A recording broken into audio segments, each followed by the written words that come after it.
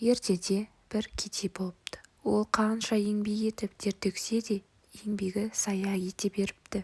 Анда-санда бір тойса шала байып қалады екен. Бір күні Медина шаһарында Мұхаммед деген Алланың елшісі барын естиді. Оған барып жолығуға бел байлайды. Ұзақ жол жүріп пайғамбарға келеді. Иә, Алланың елшісі, мен бір байлыққа жарымай қойдым. Қанша тер төксем де еңбегім зая кетеді.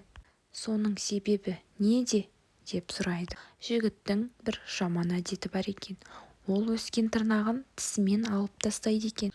Пайғамбардың алдында тұрғанда да дәл сол әдетін қайталапты. Пайғамбар жігіттің мазасыз халін көріпті де басынан сипап былай депті: тырнақ тістегенді қой, бұл жаман әдет. Әділ Құдай сенің адал еңбегіңді жемейді.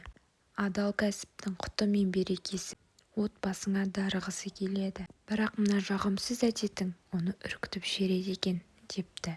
Жігіт кедейшілік себебін білген кезде таң қалады. Солай жаман әдетінен дереу тыйылады.